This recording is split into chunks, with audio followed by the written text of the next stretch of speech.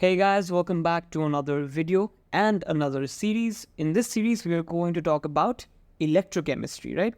And this topic is a part of physical chemistry. And in this video, we are going to cover the basic idea of how electrolysis works, what the features are, and an introduction to what electrode potentials are, right? So first up, you probably already know it from O levels, but what does electrolysis mean? It is the process of breaking down a compound into its elements using electric current. So let's say you have an ionic compound, NaCl, salt, and be it in molten form or in aqueous form, granted the ions can move around. In that case, you can pass through a current. You can have a cathode, an anode, and what's going to happen is the cations and anions are going to be separated. Let's say NaCl, the sodium goes to the cathode, and the Cl ion, that is the chloride ion, will go to the anode, right? And then they will be discharged, and you'll be left with sodium atom, that is Na, and you'll be left with chlorine gas, right? So this is how electrolysis works. You run a bit of current through an ionic compound in, aqueous or molten state, and the compound is going to be separated into its ions first, and then it's going to be discharged into the atoms or, gas, right? That's how electrolysis works. Now, why is it useful? It is useful because you can extract metals from ores. Let's say you have iron ore, hematite, you have zinc ore, you have aluminum ore, you can have anything. So you can extract the metal from its ore. How is it useful? Because the ore is impure, right? There are other elements in the ore as well. So how it helps is you can, extract just the pure iron, zinc, or gold out of everything, right? Fair enough. So that is one, extract metals from its ore. And second is purifying metals. Let's say you have impure gold, right? If you have ever bought gold or went to sell gold, what you're going to see is they're going to break the gold down and make sure before measuring the mass of gold, they remove all the impurities. Sometimes, there are other, crystals, like, stones or something, and they're going to throw those apart and just measure the gold according to what type of gold it is, 21 karat, 22 karat, 18 karat, whatever it is. And they're going to make the measurements and calculations accordingly, right? So you want to purify metal. Now, a better way to purify a metal, or let's say in this case gold, is to carry out electrolysis, because at the cathode, what you're going to get is only the gold atom, right? Only the gold is going to settle on the cathode over there. It's going to get discharged, and you're going to be left with pure gold. So purifying metals is useful as well.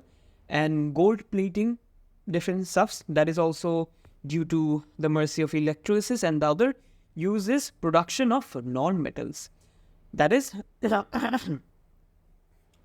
oxygen gas or fluorine gas or any other gas.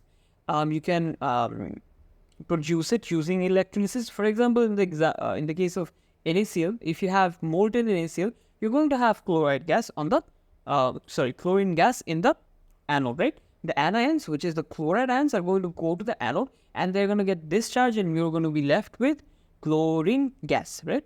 Fair enough. So that's how electrolysis works. That's how it is useful. Now, what are the factors to electrolysis? There are a few things you need to keep in mind.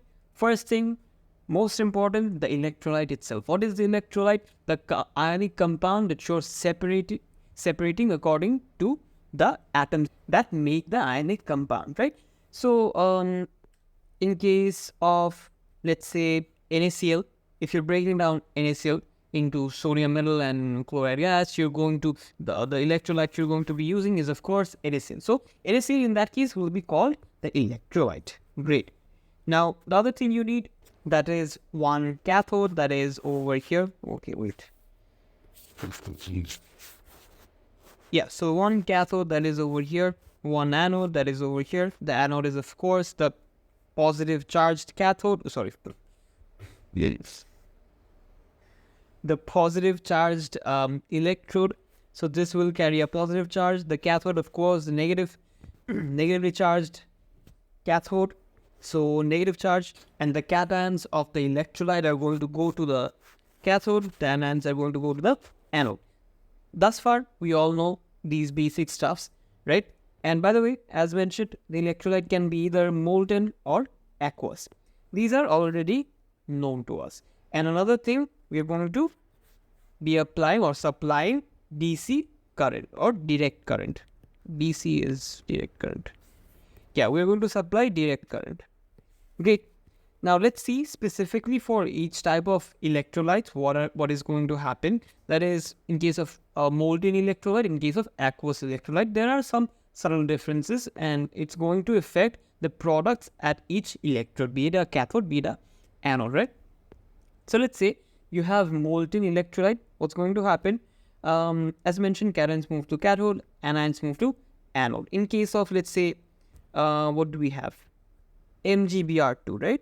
MgBr2. So quickly, what is the cation? Mg2 plus. And what is the anion?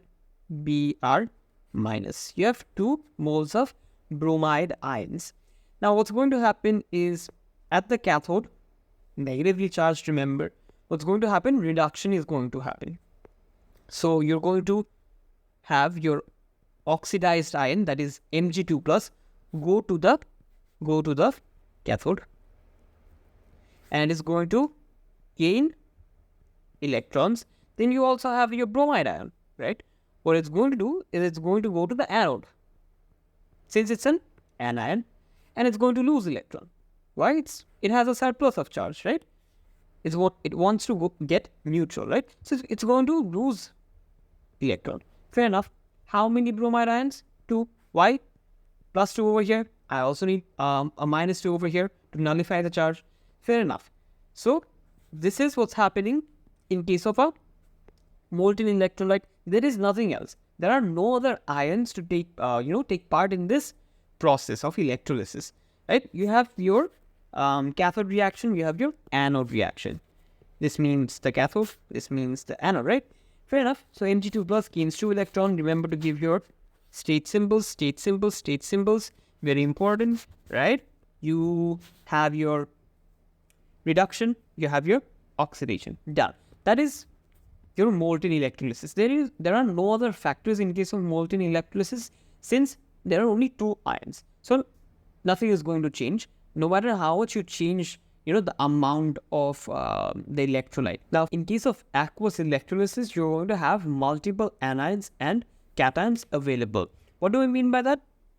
So since your electrolyte is dissolved in water, you're going to have H plus and OH ions as well, because the H2O will break down into H plus and OH ions, and there's going to be an equilibrium between H2O, H plus and OH ions, right?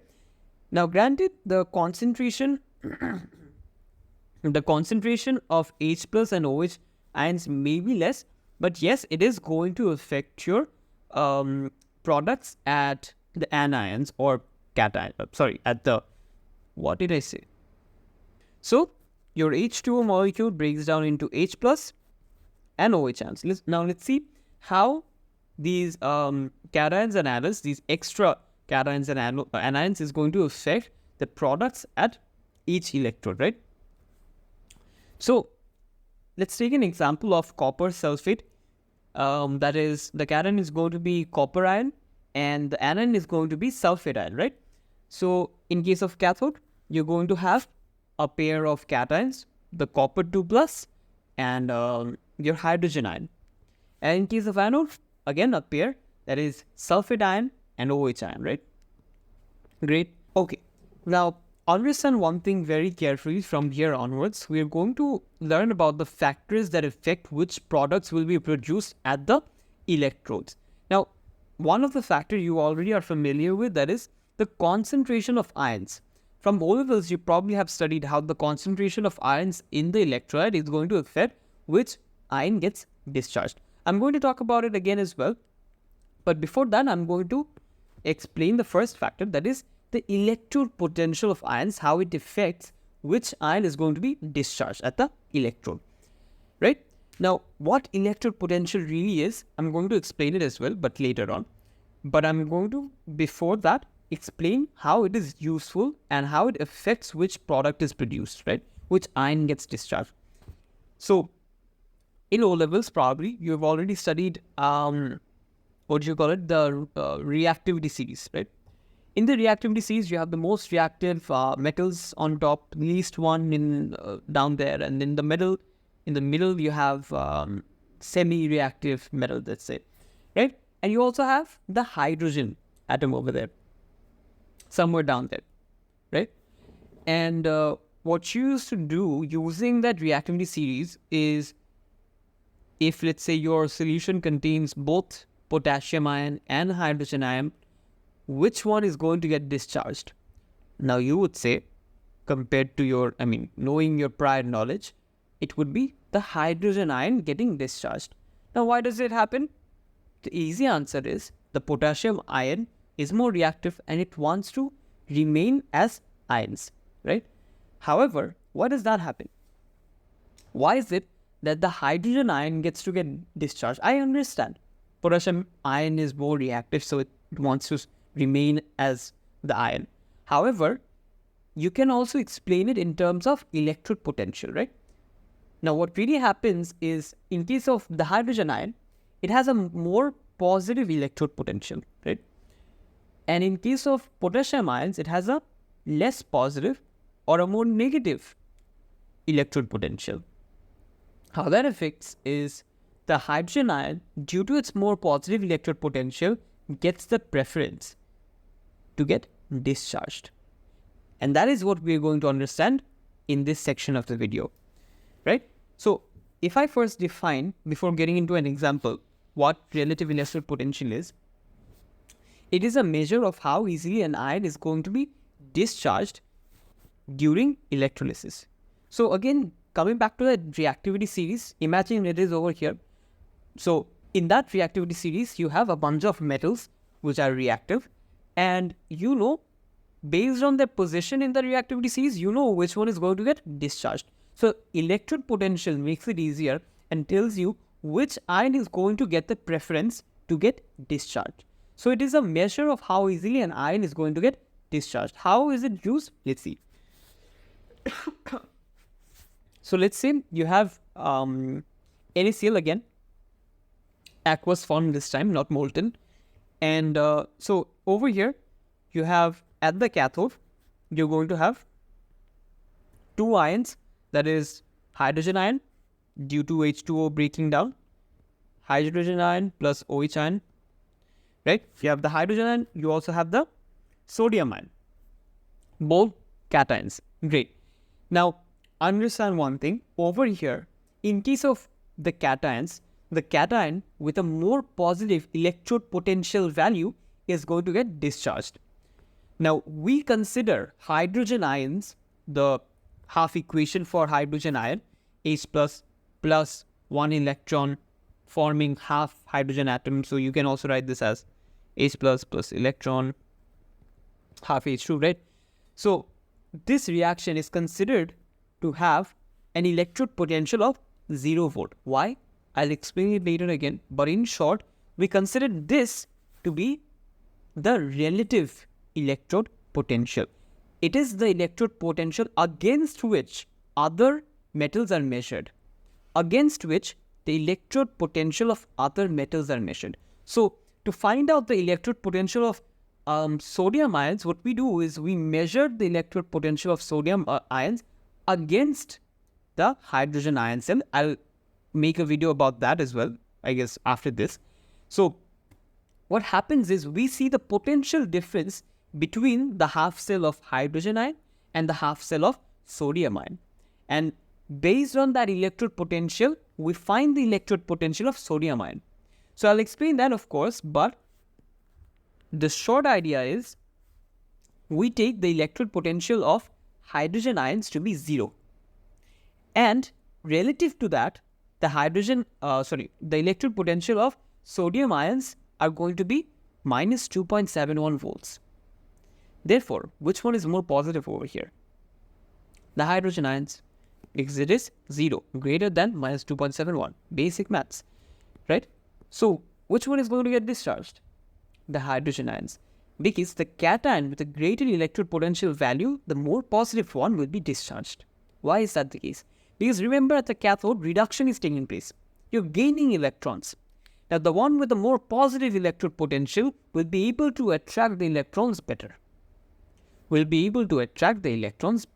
So, think of it that way, that due to a more positive electrode potential, it gets to attract the electron better and gets to be discharged. That's a, short way to remember which one is going to get the preference over the other cation, right? So, if you have a more positive electrode potential, that ion gets discharged, right? Fair enough. So, at the cathode, you're going to have hydrogen gas due to hydrogen ions being discharged, right? Now, in case of anions, in case of anode, the opposite is happening. In case of anions, the anions with the more negative electrode potential or the lower electrode potential is going to be discharged. So let's say in our example, you have Cl minus and you also have OH minus ions, right? You have hydroxide and you have chloride ions. Now let's see the electrode potential of each. So if you're confused about this equation, this is the half-cell equation of OH ions. You probably have studied it O levels. If you've forgotten, this is the half-cell equation. OH ions gets discharged by releasing 4 electrons, forming 2 H2O molecules and 1 O2, right? So you're going to have 4 OH ions on this side as well, balancing everything out. You could also write it as 2 OH, 2 electron, 1 and half O2.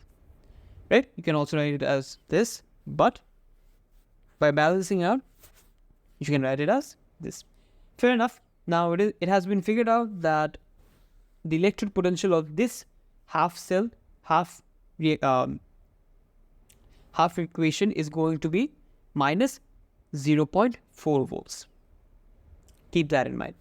Now, in case of chloride ions, when it gets discharged, loses electrons, its half cell potential is going to be minus 1.36 volts.